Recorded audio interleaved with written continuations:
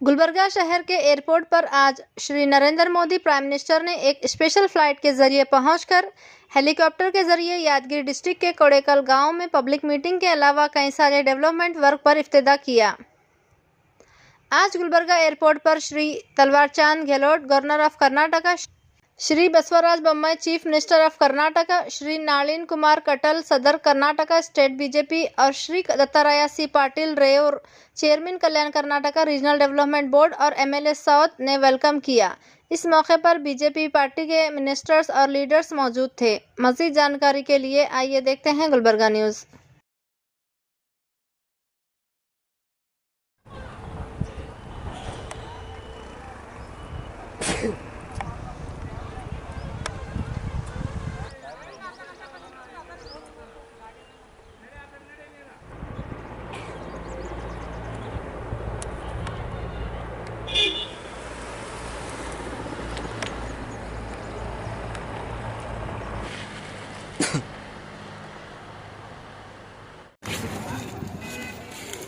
ಟಿಕೆಟಿಗೆಲ್ಲ ಎಲ್ಲರಿಗೂ ಎಣ್ಣೆ ಕೊಟ್ಟು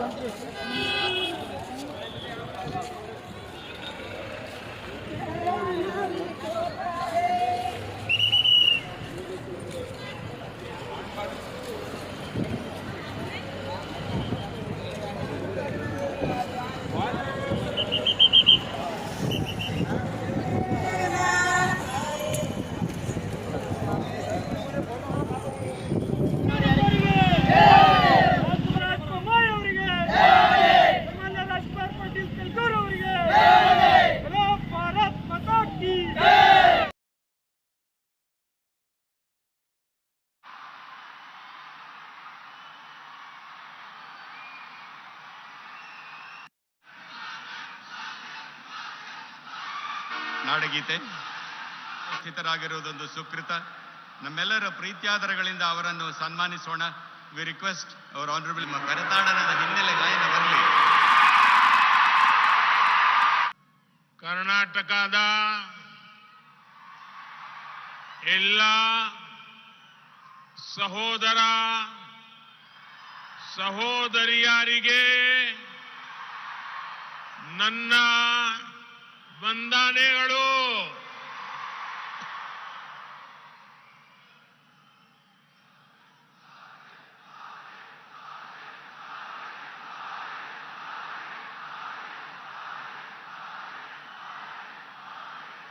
जहां जहां मेरी नजर पहुंचती है लोग ही लोग नजर आते हैं. हेलीपैड भी चारों तरफ से भरा पड़ा है और यहां भी मैं पीछे देख रहा हूं चारों तरफ. इस पंडाल के बाहर हजारों लोग धूप में खड़े हैं. आपका ये प्यार, आपके आशीर्वाद हम सबकी बहुत बड़ी ताकत है.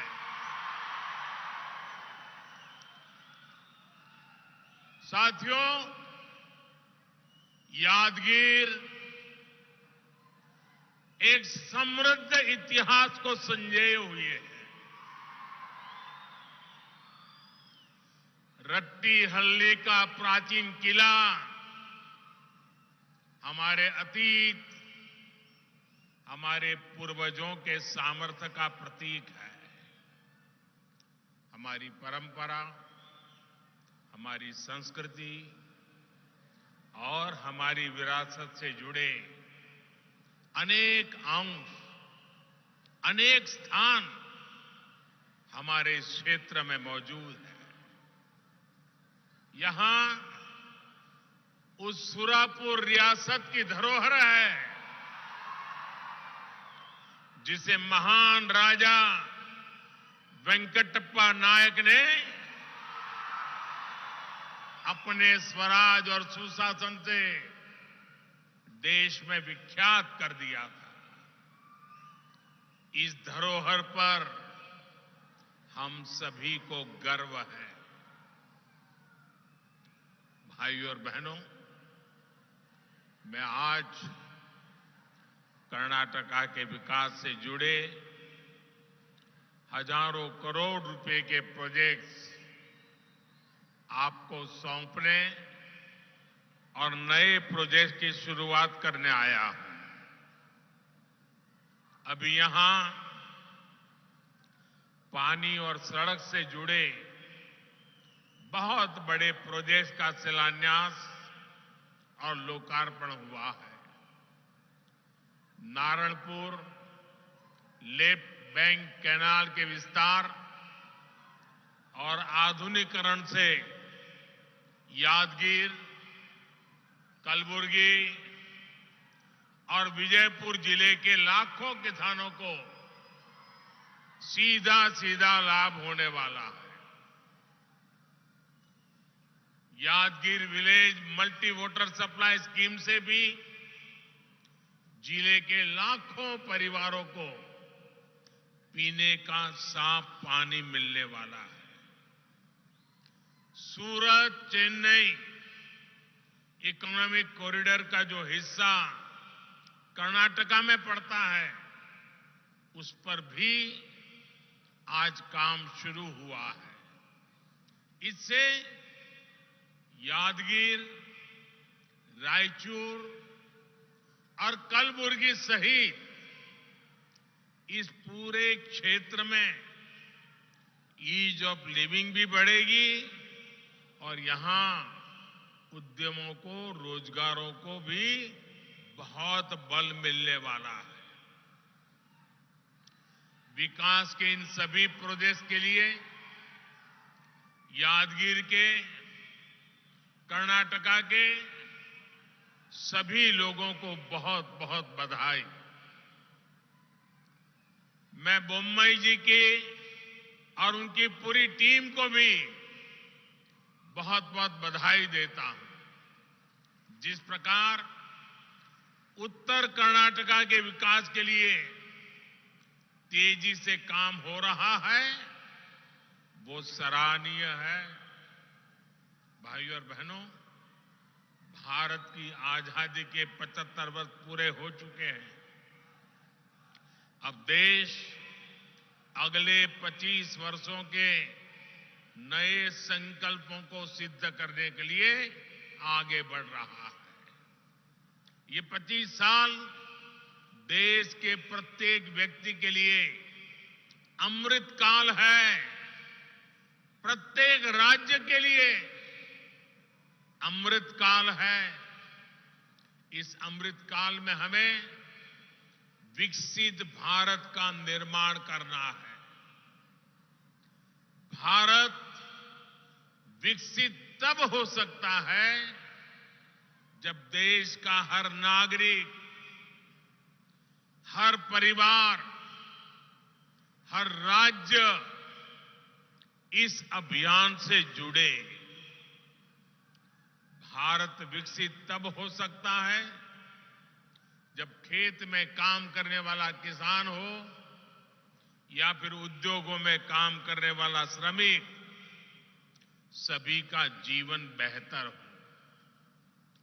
भारत विकसित तब हो सकता है जब खेत में फसल भी अच्छी हो और फैक्ट्रियों का भी विस्तार हो। और साथियों, ये तभी संभव है जब हम बीते दशकों के खराब अनुभवों, गलत नीति रणनीति से सीखें, उन्हें फिर से दोहराने से बचें। हमारे सामने यादगीर का उत्तर कर्नाटका का उदाहरण है। इस क्षेत्र का सामर्थ्य किसी से कम नहीं है। इस सामर्थ्य के बावजूद ये क्षेत्र विकास की यात्रा में बहुत पीछे रह गया था। पहले जो सरकारें थी, उसने यादगीर सहित अनेक जिलों को पिछड़ा घोषित कर अपनी जिम्मेदारी से हाथ धो दिए थे। इस क्षेत्र के पीछे रहने का कारण क्या है? यहां का पिछड़ापन कैसे दूर होगा?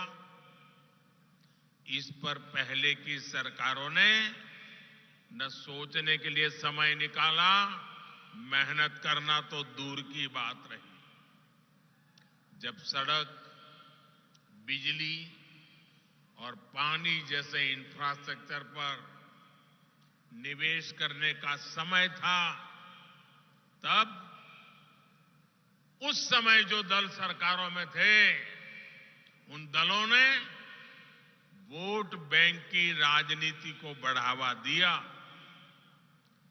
इस जाति, उस मत मजहब का वोट, पक्का वोट कैसे बन जाए, हर योजना, हर कार्यक्रम को इसी दायरे में बांध करके रखा।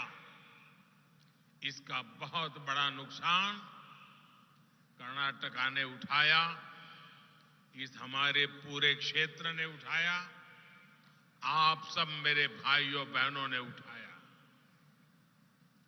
साथियों, हमारी सरकार की प्राथमिकता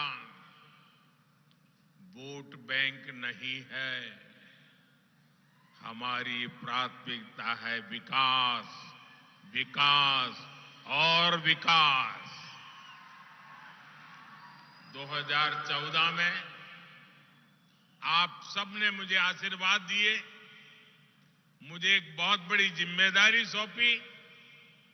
मैं जानता हूं कि जब तक देश का एक भी जिला विकास के पैमाने पर पीछा रहेगा, तब तक देश विकसित नहीं हो सकता।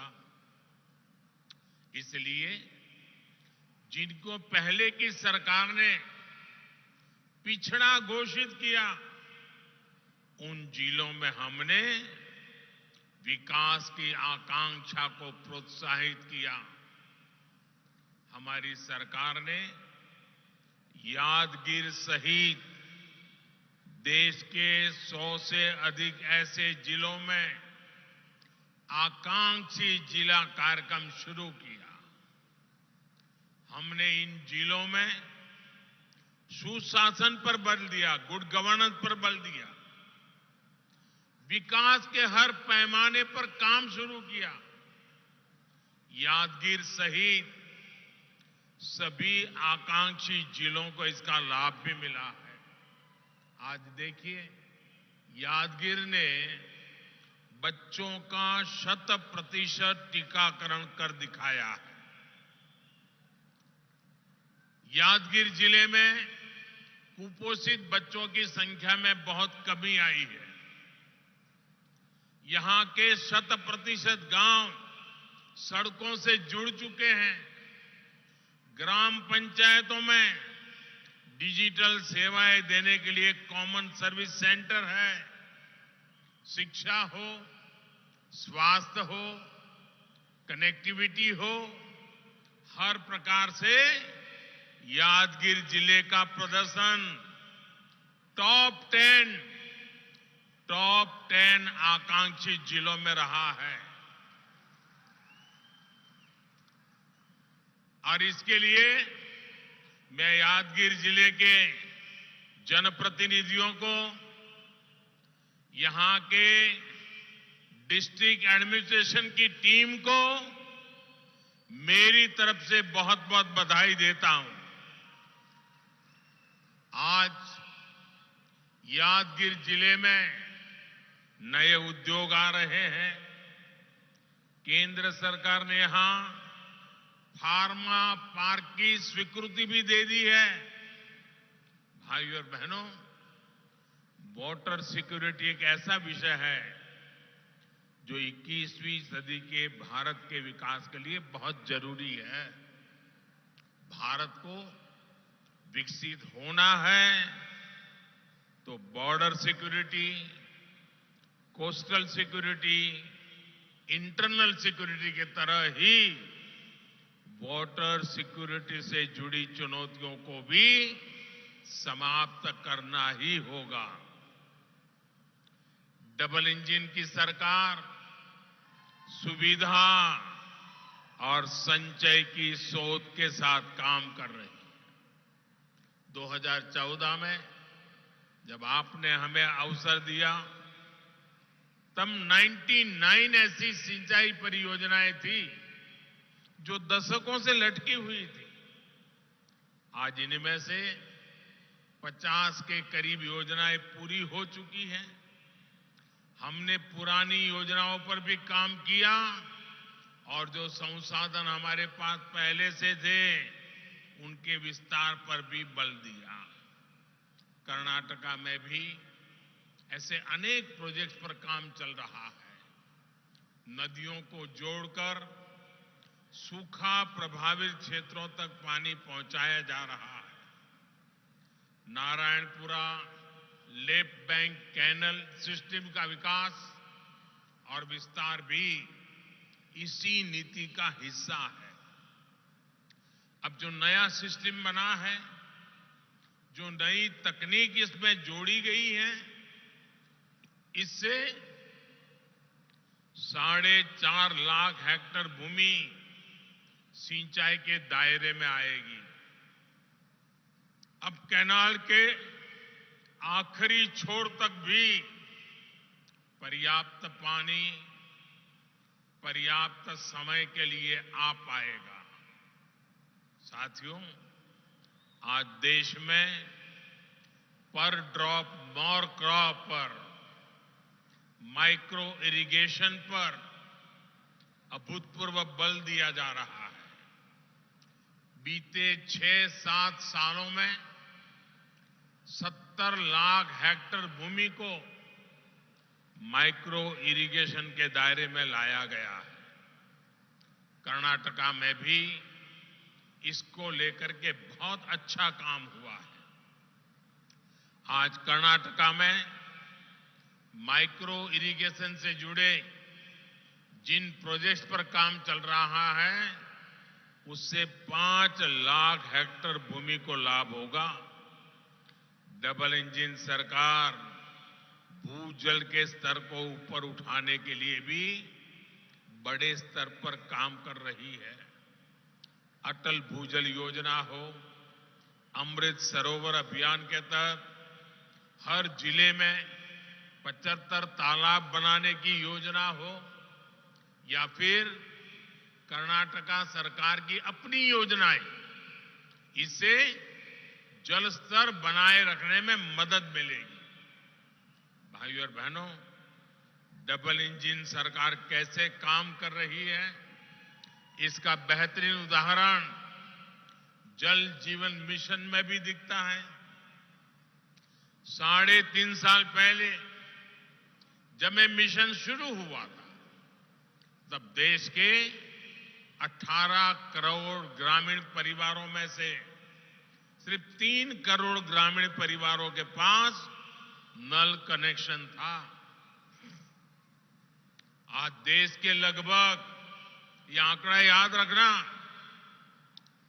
हम जब सरकार में आए थे तब 3 करोड़ घरों में, आज देश के लगभग 11 करोड़ ग्रामीण परिवारों के घरों में नल से जल आने लगा है। यानी हमारी सरकार ने देश में 8 करोड़ नए ग्रामीण परिवारों तक पाइप से पानी पहुंचाया है। और इसमें कर्नाटका के भी 35 लाख ग्रामीण परिवार शामिल हैं। मुझे खुशी है कि यादगीर और रायचूर में हर घर जल की कवरेज कर्नाटका और देश की कुल औसत से भी अधिक है। और जब नल से जल घर में पहुंचता है ना, तो माताएं बहनें मोदी को भरपूर आशीर्वाद देती है। हर दिन जब पानी आता है, मोदी के लिए उनके आशीर्वाद बहने शुरू हो जाते हैं। आज जिस योजना का शिलान्यास हुआ है, उससे यादगीर में घर घर नल से जल पहुंचाने के लक्ष्य को और गति मिलेगी। जल जीवन मिशन का एक और लाभ मैं आपके सामने रखना चाहता हूं। एक स्टडी में सामने आया है कि भारत के जल जीवन मिशन की वजह से हर साल 1.25 लाख से अधिक बच्चों का जीवन हम बचा पाएंगे। आप कल्पना कर सकते हैं, 1.25 लाख बच्चे प्रति वर्ष मौत के मुख में जाने से बच जाते हैं, तो ईश्वर भी तो आशीर्वाद देता है साथियों, जनता जनार्दन भी आशीर्वाद देती है। साथियों, दूषित पानी की वजह से हमारे बच्चों पर कितना बड़ा संकट था, और अब कैसे हमारी सरकार ने आपके बच्चों का जीवन बचाया है। भाइयों और बहनों, हर घर जल अभियान डबल इंजन सरकार के डबल बेनिफिट का भी उदाहरण है।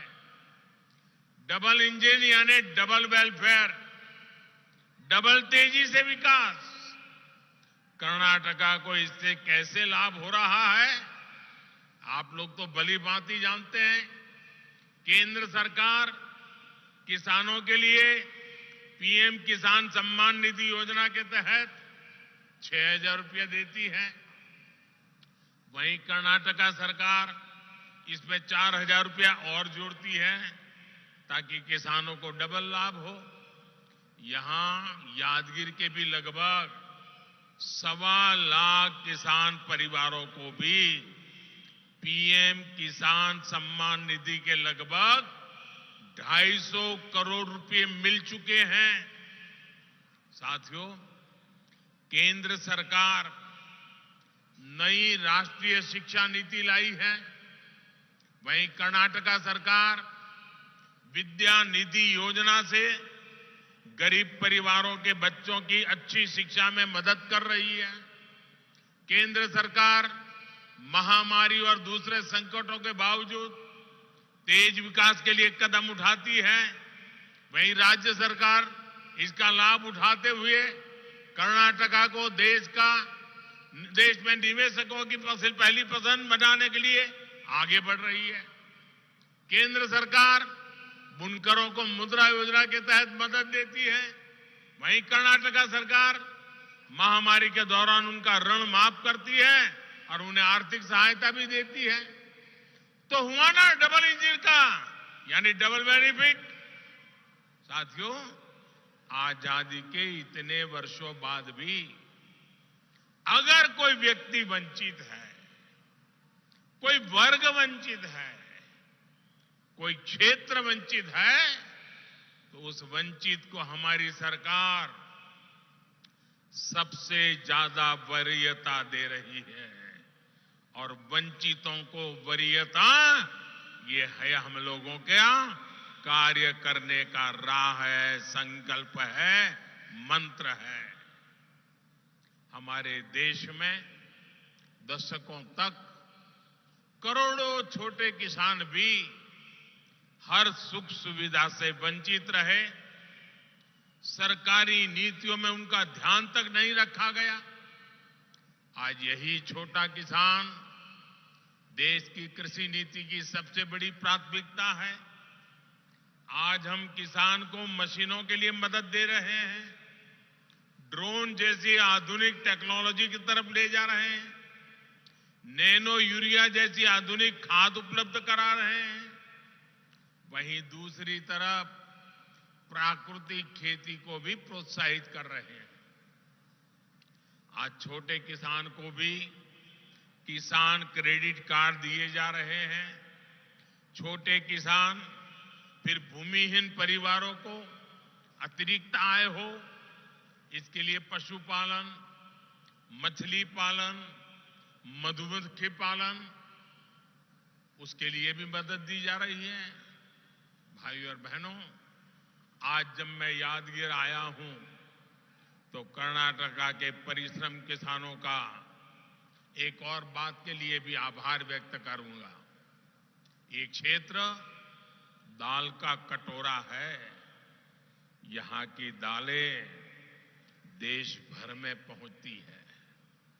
बीते 7-8 वर्षों में अगर भारत ने दालों के लिए अपने विदेशी निर्भरता को कम किया है तो इसमें उत्तर कर्नाटका के किसानों की बहुत बड़ी भूमिका है। केंद्र सरकार ने भी इन 8 वर्षों में किसानों से 80 गुना अधिक दाल एमएसपी पर खरीदी। 2014 से पहले जहां दाल किसानों को कुछ 100 करोड़ रुपए मिलते थे, वहीं हमारी सरकार ने दाल वाले किसानों को 60,000 करोड़ रुपए दिए हैं।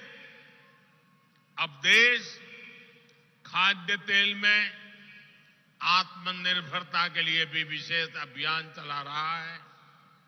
इसका लाभ भी कर्नाटका के किसानों को जरूर उठाना चाहिए।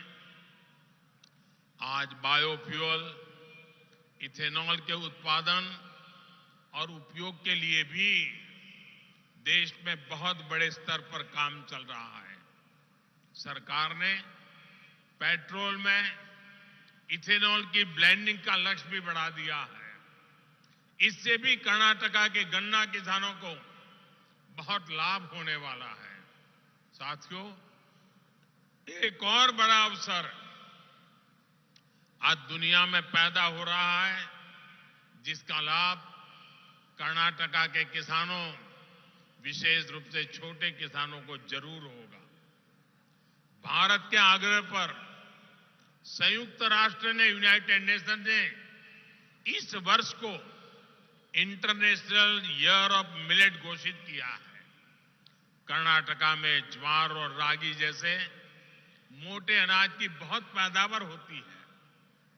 अपने इस पौष्टिक मोटे अनाज की पैदावार बढ़ाने और इसे विश्व भर में प्रमोट करने के लिए डबल इंजन सरकार प्रतिबद्ध है। मुझे विश्वास है कि कर्नाटका के किसान इसमें भी अग्रणी भूमिका निभाएंगे। भाइयों और बहनों, उत्तर कर्नाटका की एक और चुनौती को हमारी सरकार कम करने का प्रयास कर रही है। ये चुनौती है कनेक्टिविटी की।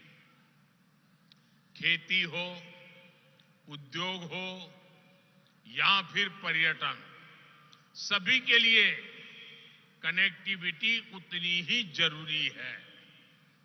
आज जब देश कनेक्टिविटी से जुड़े इंफ्रास्ट्रक्चर पर बल दे रहा है तो डबल इंजन सरकार होने के कारण कर्नाटका को भी इसका अधिक लाभ मिल पा रहा है।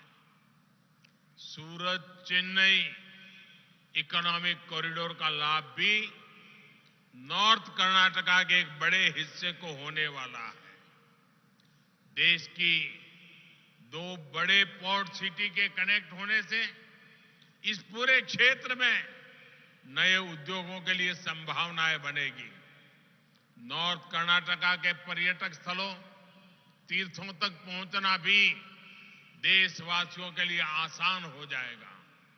इससे यहां युवाओं के लिए रोजगार और स्वरोजगार के हजारों नए अवसर बनेंगे। इंफ्रास्ट्रक्चर और रिफॉर्म पर डबल इंजन सरकार के फोकस के कारण कर्नाटका निवेशकों की पसंद बन रहा है। भविष्य में ये निवेश और बढ़ने वाला है, क्योंकि भारत में निवेश को लेकर पूरी दुनिया में उत्साह है। मुझे विश्वास है कि नॉर्थ कर्नाटका को भी इस उत्साह का भरपूर लाभ मिलेगा। इस क्षेत्र का विकास सबके लिए समृद्धि लेकर आए, इसी कामना के साथ फिर एक बार इतनी बड़ी तादाद में आकर के हमें आशीर्वाद देने के लिए मैं आपका धन्यवाद करता हूं और इस अनेक अनेक विकास की योजनाओं के लिए आपको बहुत बहुत बधाई देता हूं। भारत माता की, भारत माता की, भारत माता की। बहुत बहुत धन्यवाद।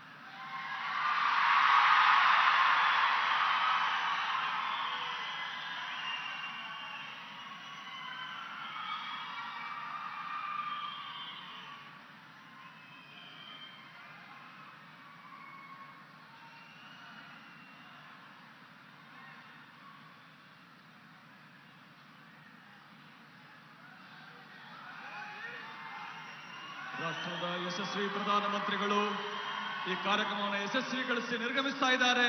ಗಿರಿ ಜಿಲ್ಲೆಯ ಪರವಾಗಿ ಧನ್ಯವಾದಗಳನ್ನು ಸಲ್ಲಿಸ್ತಾ ಇದ್ದೇವೆ.